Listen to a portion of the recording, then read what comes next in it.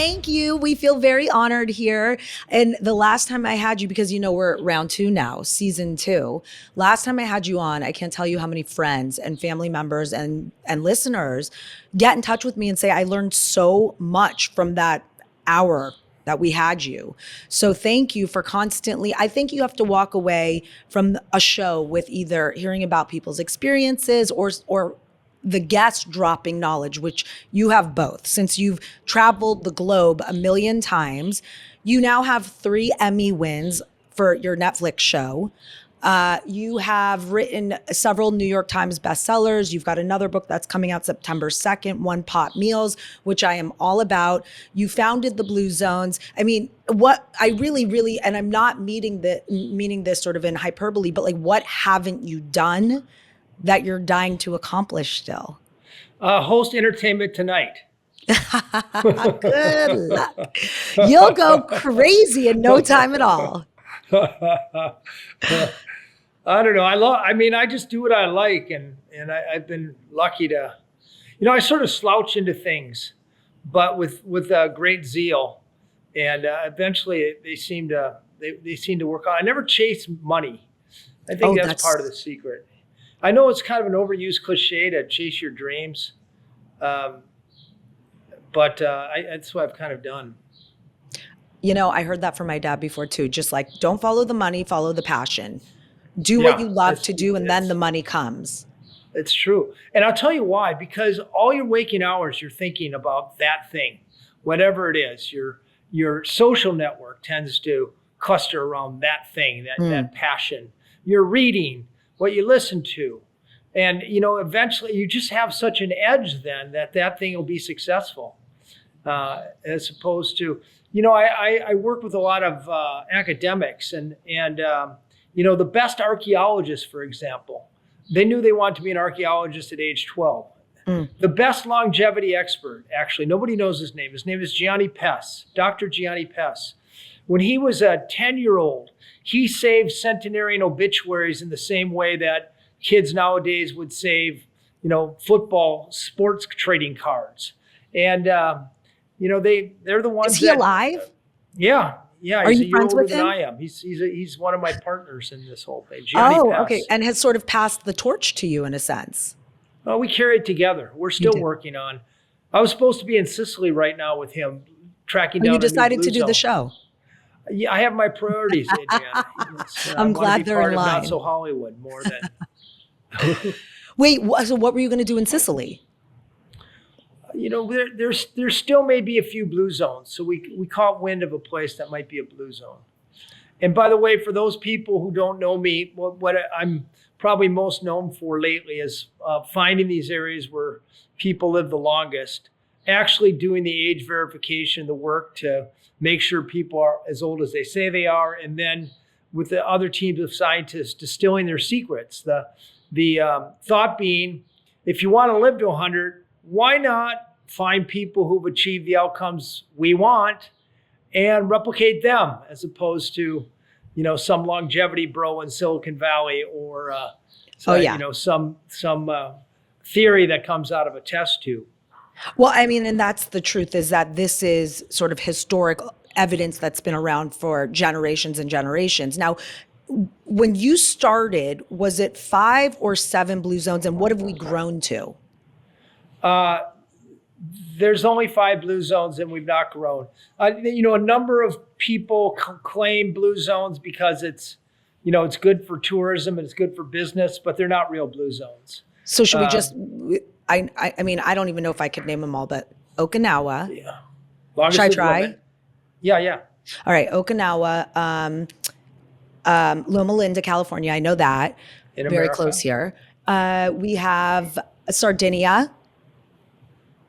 No? Correct. Longest lived men in the world. Longest living.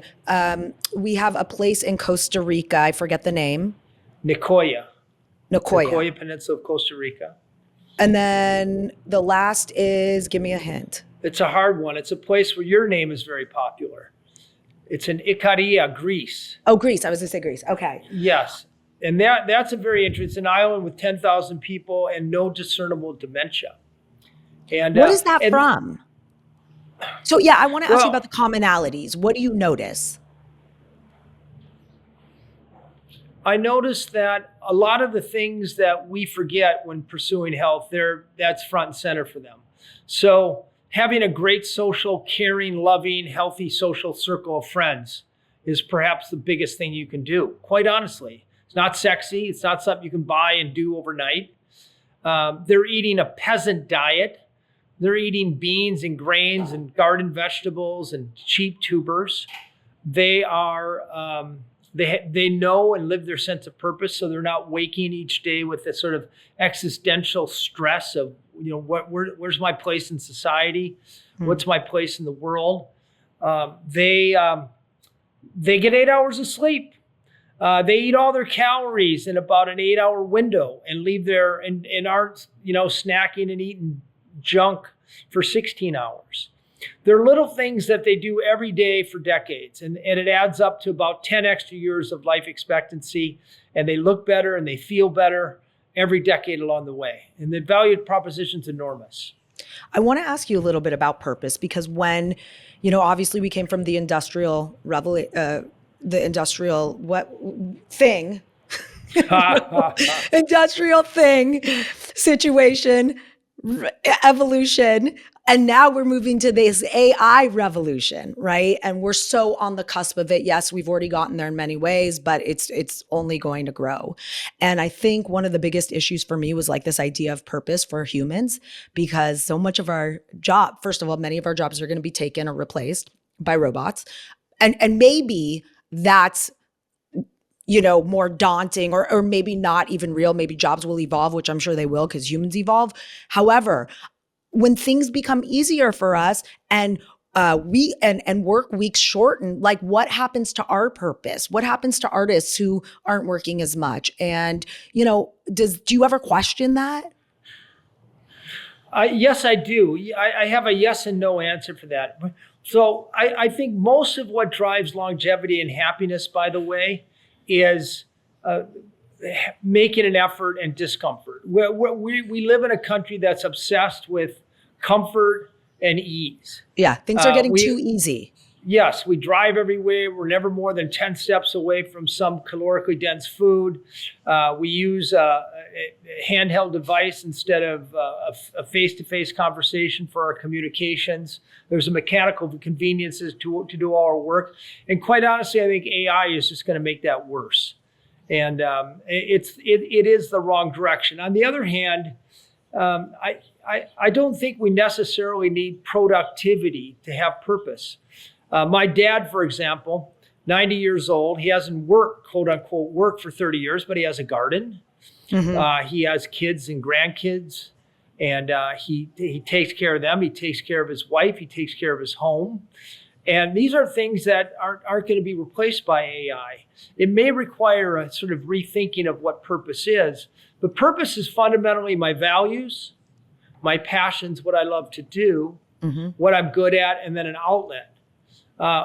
There's no dimension of do I get paid for it? You don't need to get paid for it. Well, And it's funny because I guess in a sense, I feel because of the job that we've been in, and you probably feel the same, even though we started this interview by saying don't follow the money. One of the reasons I got into show business, so to speak, was because, oh, there's a fancy paycheck at the end of the day, which by the way, isn't the same. It's not commensurate with what it was before. You would work long hours and you would get paid for what you worked, right? Like almost meritocracy in that sense. Now it's you work your butt off, but you don't necessarily get compensated the same because jobs aren't the same. Hollywood's changed quite a bit. That's a whole different tangent. But I do think for me, it's about reprogramming my mind in that you can do things that are productive, but maybe you don't need to get paid for them. I don't know. What do you think? well, the evidence will suggest that after about $150,000 a year, more money is not going to buy you more happiness, or it buys you a little bit, but it's not worth reorienting your life. And in the places where universal salaries have been tried, Finland, for example, when they give everybody $10,000, they find that it generates a lot of happiness. So, Elon Musk himself has suggested this idea of maybe AI gets so good that it pushes a lot of people's traditional jobs out of the workforce. But maybe, we get to a place where we can just pay people to enjoy their lives. And then, I did a cover story for National Geographic on Denmark, routinely one of the happiest countries in the world. The free healthcare. There's everybody who retires is guaranteed enough money to live their life. They don't have to worry about what happens when I get old. And college students are actually paid to go to college. You not only don't have to worry about tuition, you get paid to stay in school. And guess what? That goes diametrically against this sort of work ethic where you got to earn everything you get. No, there's a very clear model that we get so productive as a society that some people can just coast. And this one expert said, the difference between we in Denmark and Republicans in the United States. I don't, I'm not going to say if I'm a Republican or Democrat. Well, we're going to get it out of you. I'm just going to quote somebody who said, in America, you have a group of people who are scared to death about somebody getting what they don't deserve. And we in Denmark are scared to death that somebody who needs help isn't going to get it. And it's a fundamental different sort of mindset. And I can tell you beyond a shadow of a doubt that those countries who have the attitude where they're more afraid that somebody who needs help is not going to get it, they produce a much happier society and one that we might want to think about. That is, it just needs to get hotter there. And if it does, I would consider moving. Yeah. Hotter. If only they could just do away with the 20-hour night in the middle of the winter. Yeah. Dogs, by the way. The dogs, as you can, did you hear Disco in the background? We have 3 dogs. I hear they make you happier. Animals. They do. That's true. And they also favor longevity. Yes, I believe it or not, I only endorse one product. It's called Get Joy Dog Food. I don't know why. They came to me and talked me into it. See, and there it is with money again. If it's a fancy paycheck, you're like, okay, maybe I'll consider it. I'm not going to lie to you. They've been very generous with me, but I say no to 9 out of 10 things. Dan, and I said yes to this thing. Way. Because, I know the data that people who own dogs weigh less, they have more life expectancy, and they report higher levels of happiness. So I'm all for it. All right, since we're talking about what you need to for longevity and become a centenarian, which isn't it the fastest growing group of people right now?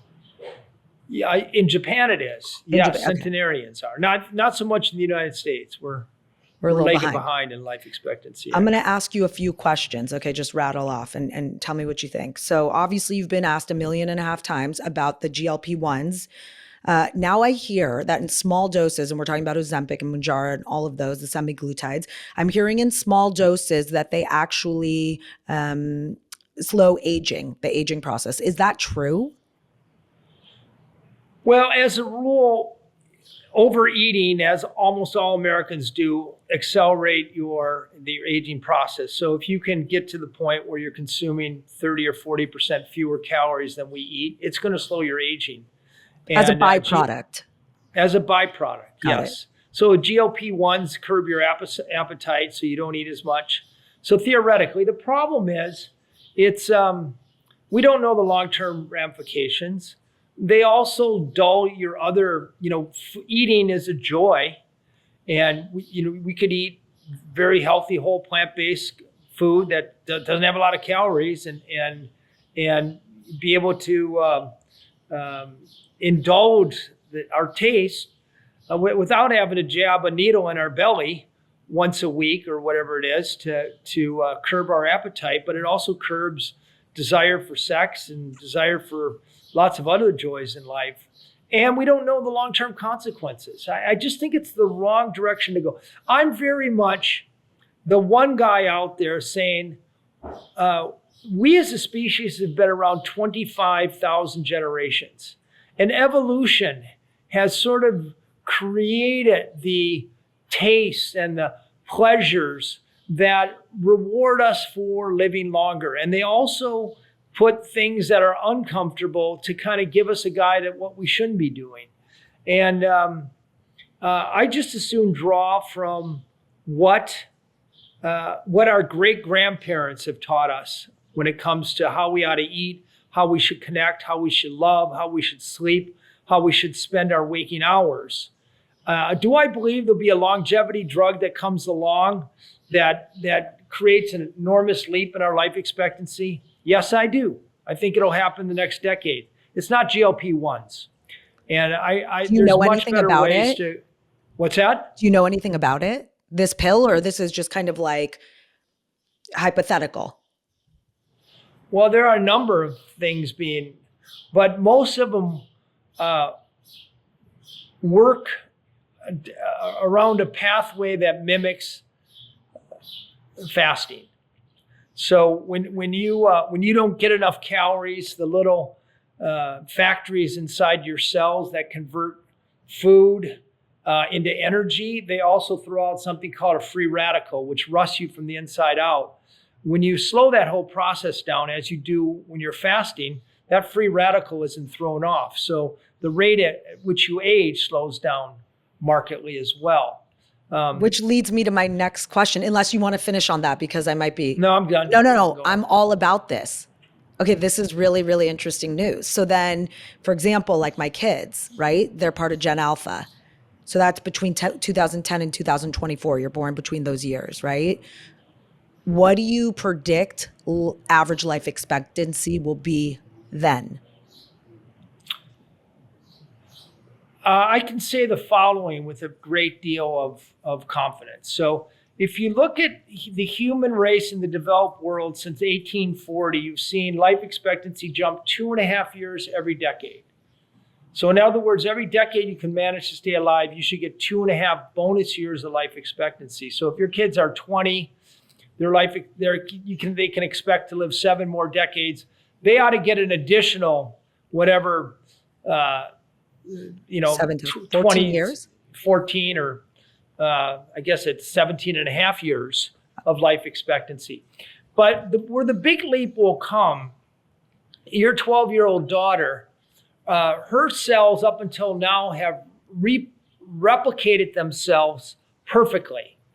After about age 12, your skin cells and your heart cells and your eye cells, they all, they die and replicate themselves. And every time they replicate themselves, they do so with some damage.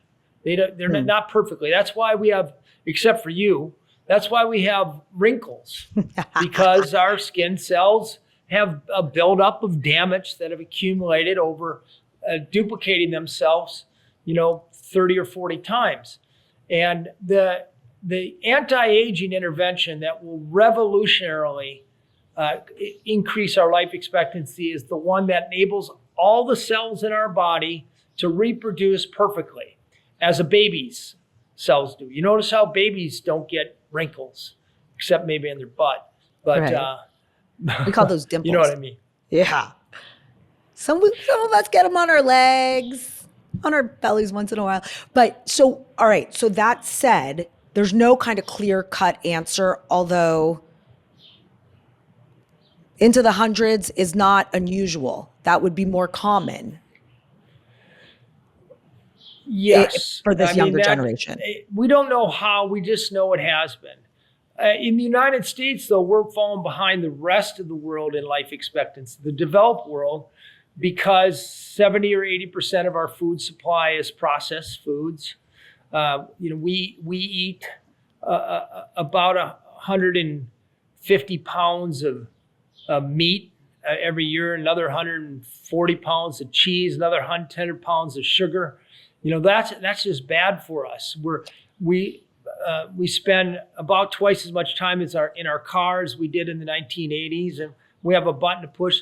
So we're getting more inactive, we're eating more junk food, we're socializing less, and therefore, even though our life expectancy has started to go up a little bit since COVID, it hasn't gone up compared to the rest of the world. So unless we get our arms around our food environment and our inactivity and our loneliness, we can see life expectancy dropping.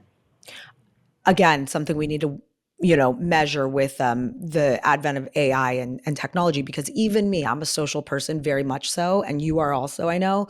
But like the fact that I could do, this interview from my house and you're not face to face with somebody, the ease of it makes it more attractive in a sense, because I could knock out 4 interviews in one day.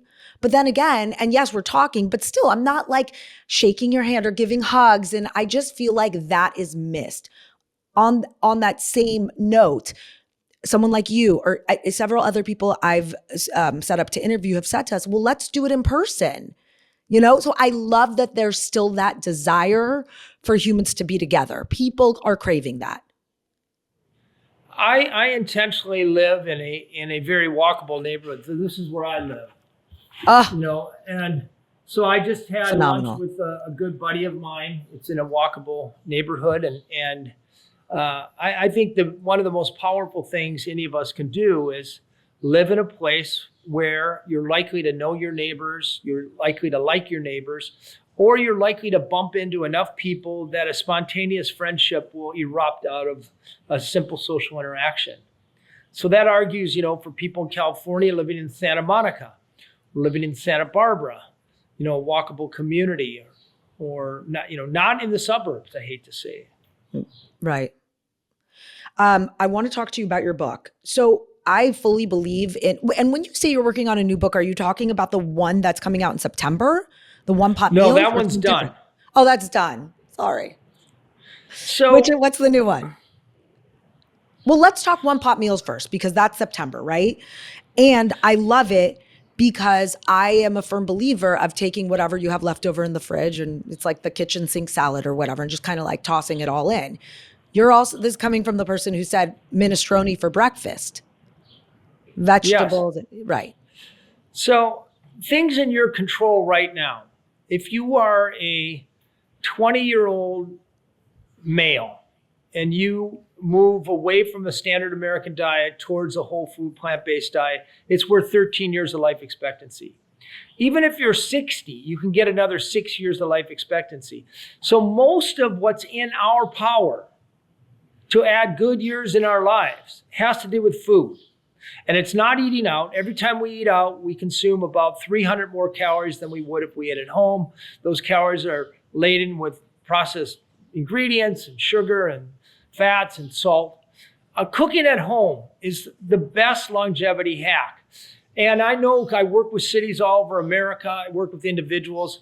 People, when you say eat at home, people say, I don't have time.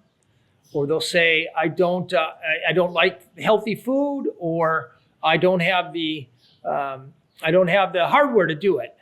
So this new Blue Zones Kitchen One Pot, I had the best recipe developer in New York help me. We worked with Stanford to analyze 650,000 recipes to find the master. We found 7 flavor profiles that are present in all the highest rated recipes across the internet. And then we went about building one pot meals that cost less than $3 or $4 a serving, take less than a half hour to make, and only need one pot or one pan. So it's easy, fast, affordable, and maniacally delicious. I'd say this maniacally delicious is the most important thing. And that book comes out September 2nd. It's a great gift of life, and it's called the Blue Zone Kitchen One Pot Meal. Simple. Okay, well, my Blue Zones book is sitting in my kitchen right now. I must Thank have you. given it as a gift to every family member. We're all on the Dan Buettner You are a good bandwagon. friend. You're a good friend. But I believe it. That's the thing. You know what got me hooked? And I think I said this last time is like, it's not like I have to cut everything out. I'm already plant-based. I've always been. But also that I could have black coffee, also that I could have a glass of wine, which I want. This is going to be one of my last questions to you, because clearly alcohol is getting terrible press right now. The bad press that booze is getting, do you still believe in one spirit per day? Do you have any different thoughts about it now? And why is it getting Well, like thrown under the bus like this? Because I love wine. Well, it's getting thrown under the bus because it makes for great content, and people go, "Oh my God, alcohol is bad for us." Yeah, hysteria. But first of all, in blue zones, people who are making it into their 90s and 100s are drinking a glass or two of wine every single day. The Mediterranean diet is one of the most universally agreed upon diets in the world. You cannot take red wine and still say out of the picture and still say you have a Mediterranean diet. The Mediterranean diet includes red and white wine. I'm sorry. But the most convincing piece or statistic is the National Academies of Science, the most respected scientific institution in the world, will tell you that people who drink a glass or two of red wine have about 10% lower rates of mortality overall, and they have about 20% lower rates of cardiovascular mortality. So people who are drinking 1 or 2 glasses of real wine a day are stacking the deck in favor of longevity. Unfortunately, the chance of cancer go up a little bit, but overall, your life expectancy is greater if you're drinking a little bit. Well, listen, that is my lead. Okay. Because all I need to hear is that wine is still okay. It's like, there's nothing that bad in it. And as you said, it's one part of the Mediterranean diet. So thank you for reaffirming my beliefs, because again, what you say is the gospel in my opinion. So I will be drinking my 1 to 2 glasses of red wine a day happily, and hopefully healthfully as well. I wanted to ask you, I'm going to throw a couple of quick things at you. What's the favorite place you've traveled to? I know that's a hard one, but like if you could give me the top 3 or 4 places people must see before they go. Lake Atitlan in Guatemala. It's one of the deepest, most gorgeous lakes, surrounded by 12 villages named after the 12 apostles. Guatemala. Number 2, I would say Cape Town, South Africa. Amazing food scene there, and it's like San Francisco on steroids.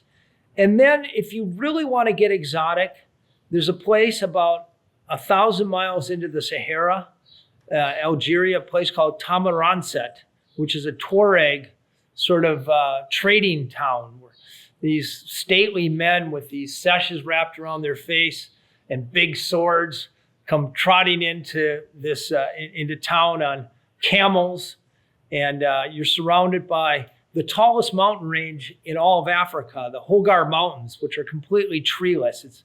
It's like visiting the moon for a weekend. Oh, that's so my vibe right there. There you go. It's hard to get there, but it's amazing once you arrive. And that's why you're gonna next, after the blue zones, your next mission is instant transporting. Talking about ease. From your mouth to God's ears. The last thing. Okay, so every guest we have on the show, we're going to start asking like the trademark question. So this is yours. Ready? Which role? I mean, role or project or something. Do you think that which role or project did you get close to either taking on or partnership that if you had would have changed things dramatically in your life for the better or the worse? Well, I nearly went to law school, and I dodged a bullet there. Wow. I would have hated life as a lawyer. Oh my God, don't they all? Yeah.